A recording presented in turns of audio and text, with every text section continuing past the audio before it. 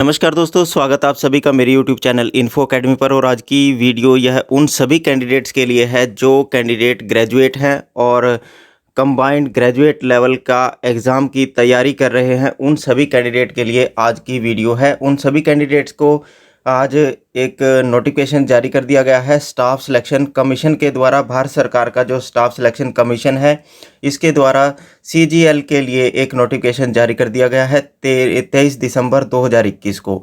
और इस एडवर्टाइजमेंट की क्या डेट है और इस एडवर्टाइजमेंट के तहत कौन कौन से पद की भर्ती की जाती है, वो सारी जानकारी आप इस वीडियो के माध्यम से आप प्राप्त करेंगे। यदि आप चैनल पर नए हैं तो चैनल को ज़रूर सब्सक्राइब करें।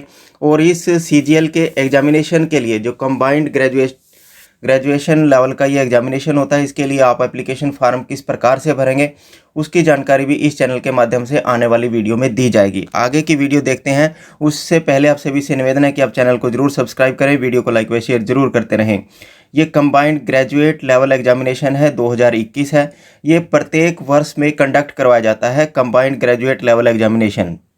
इस बार का नोटिफिकेशन जारी कर दिया गया है 2021 के लिए। और इसकी डेट्स, जो इम्पोर्टेंट डेट्स हैं, वो इस प्रकार से रहेंगी। जो आपने ऑनलाइन एप्लीकेशन सबमिट करनी है वो 23 दिसंबर 2021 से लेकर और 23 जनवरी 2022 के मध्य में आप अपनी जो ऑनलाइन एप्लीकेशन है वो जमा करवा पाएंगे। यानी कि आपको 1 महीने का समय आपको दिया जाएगा आपको ऑनलाइन एप्लीकेशन सबमिट करने के लिए कंबाइंड ग्रेजुएट लेवल एग्जामिनेशन के लिए। और इसकी फ़ीस जमा करवाने के लिए आपको जो जमा करवाने की अंतिम तारीख होगी वो 25 जनवरी 2021 होगी। और जिन्होंने ऑफलाइन चालान के माध्यम से फ़ीस जमा करवानी है वो 26 जनवरी तक करवा पाएंगे।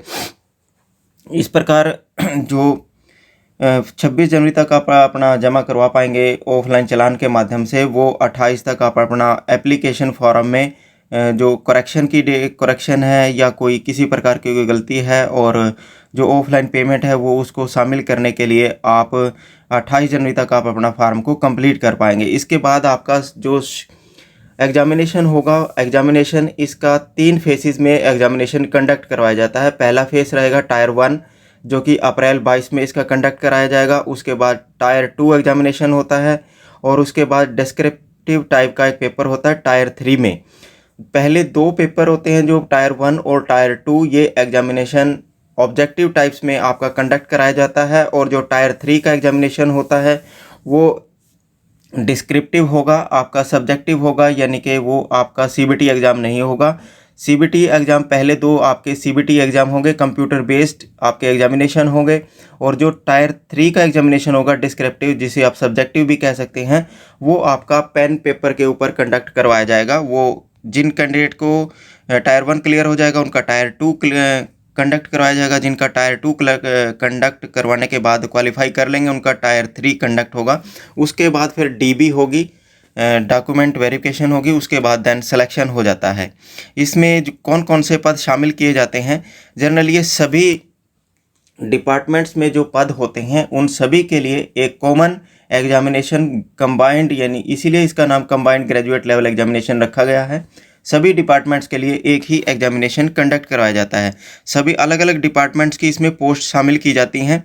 जैसे कि आप अपनी वीडियो स्क्रीन पर देख रहे हैं, इंडियन ऑडिट अकाउंट डिपार्टमेंट के अंडर असिस्टेंट ऑडिट ऑफिसर की ग्रुप B की पोस्ट है। असिस्टेंट ऑफिसर अकाउंट्स ऑफिसर, ये भी CAG की होती है। और assistant section officer central secretariat services की है। Assistant section officer intelligence bureau की मिनिस्ट्री ऑफ रेलवे में असिस्टेंट सेक्शन ऑफिसर।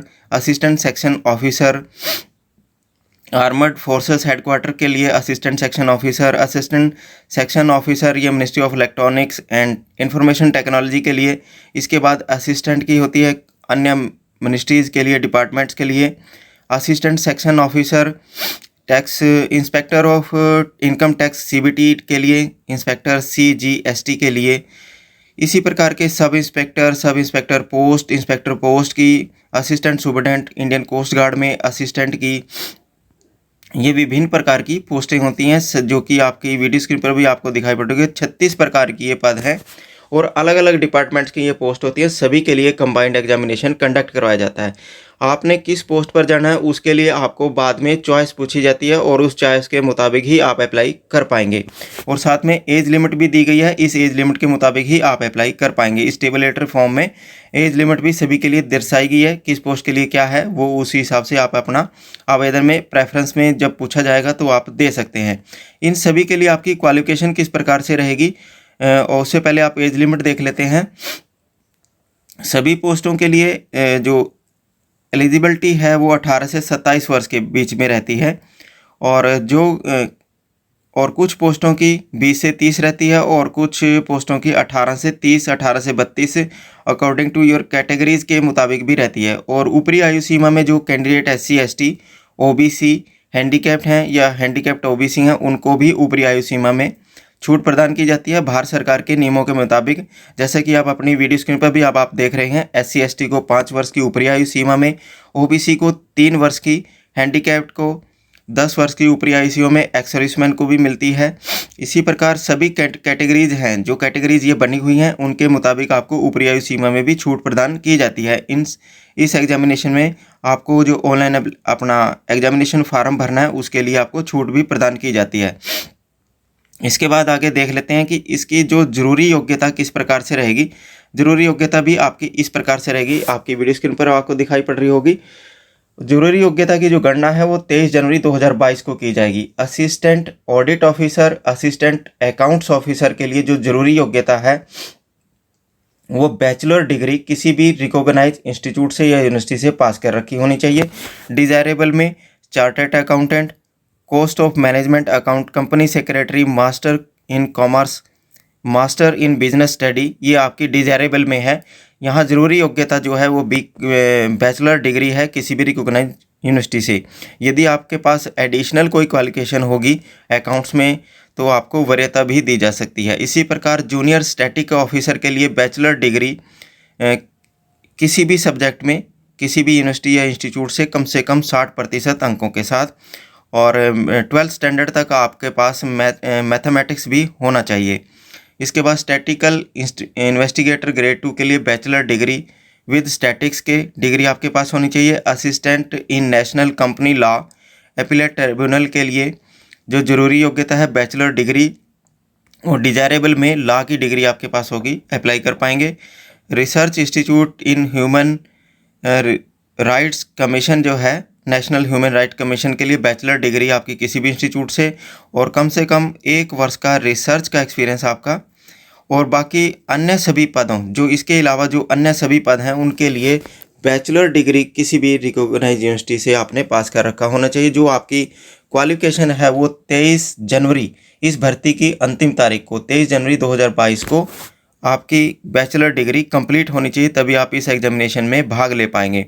आगे देख लेते हैं आपको अप्लाई किस प्रकार से कर पाएंगे। अप्लाई करने के लिए आपको SSC स्टाफ सिलेक्शन कमीशन की जो वेबसाइट आपको वीडियो स्क्रीन पर आपको ब्लू लाइंस में दिख रही है https:/ssc.nic.in, इसके ऊपर जाकर आपने अपना रजिस्ट्रेशन करना है। यदि आपका रजिस्ट्रेशन पहले से है तो उसी रजिस्ट्रेशन से आप दोबारा अप्लाई कर पाएंगे।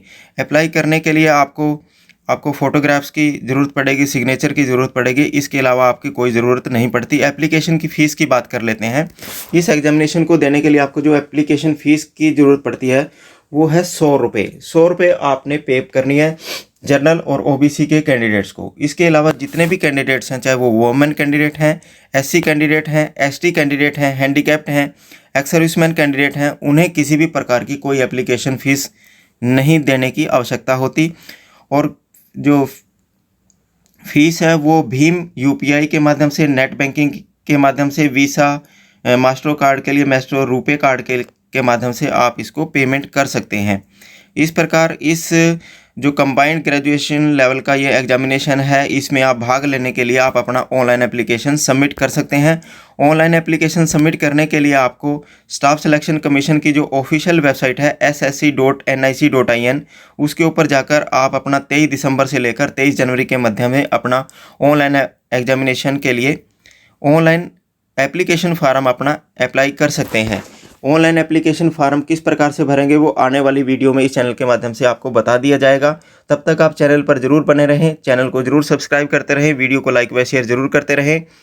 और इस प्रकार के नए नए नोटिफिकेशन प्राप्त करने के लिए आप चैनल को जरूर सब्सक्राइब करते रहें। धन्यवाद।